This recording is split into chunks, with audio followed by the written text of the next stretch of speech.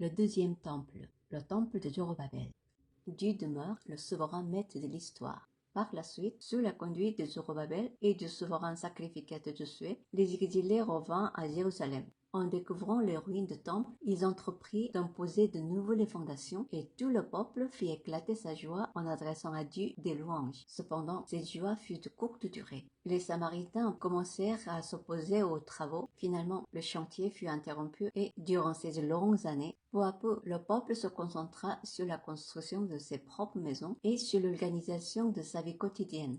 Agé 1.4. Est-ce le temps pour vous d'habiter vos demeures lambrissées quand cette maison est détruite? Dieu mit en lumière la véritable cause du problème. Leur priorité n'était plus conforme à sa volonté. Zacharie 4.6. Ce n'est ni par la puissance ni par la force, mais c'est par mon esprit, dit l'Éternel des armées. Le temple ne devait pas être bâti par la force de l'homme, mais par l'Esprit de Dieu. Il en est de même pour l'Église, le ministère et pour chacun de nous. Lorsque les travaux reprirent, une nouvelle difficulté apparut. Tatnaï adressa au roi Darius une demande officielle afin de vérifier si les Juifs avaient réellement reçu l'autorisation de reconstruire leur temple. En consultant les archives royales, on retrouva le décret publié autrefois par le roi Cyrus. À la suite de cette découverte, le roi Darius promulgua un nouveau décret qui confirma officiellement le droit des Juifs de poursuivre la reconstruction. Esdras 6.7-8. Laissez continuer les travaux de cette maison de Dieu. Les frais, pris sur les biens du roi provenant des tribus de l'autre côté du fleuve, seront exactement payés à ces hommes afin qu'il n'y ait pas d'interruption. Ce qui semblait être un obstacle devint, dans la providence de Dieu, le moyen de confirmer officiellement la légitimité de la reconstruction du temple. Le Seigneur s'était servi de Cyrus. Il se servit ensuite de Darius. Il alla même jusqu'à utiliser les ressources financières de l'Empire perse afin d'accomplir fidèlement son dessein. Enfin, environ 70 ans après la destruction du temple de Salomon, le temple de Zorobabel fut achevé.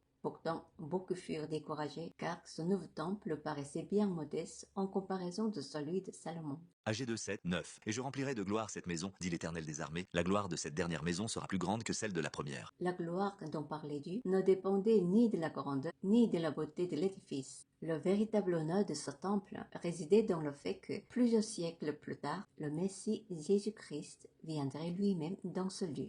L'histoire du temple n'est donc pas simplement celle d'une construction. C'est l'histoire de Dieu qui annonce d'avance son œuvre, qui dirige les rois, qui se sert des épreuves et qui fait même concourir les oppositions à l'accomplissement de ses promesses. La destruction n'était pas la fin. Même après le jugement, Dieu préparait déjà la restauration de son peuple et cette œuvre de restauration conduisait finalement au véritable temple, Jésus-Christ. L'histoire n'est jamais abandonnée aux mains des hommes. Elle demeure aujourd'hui encore entre les mains souveraines de Dieu.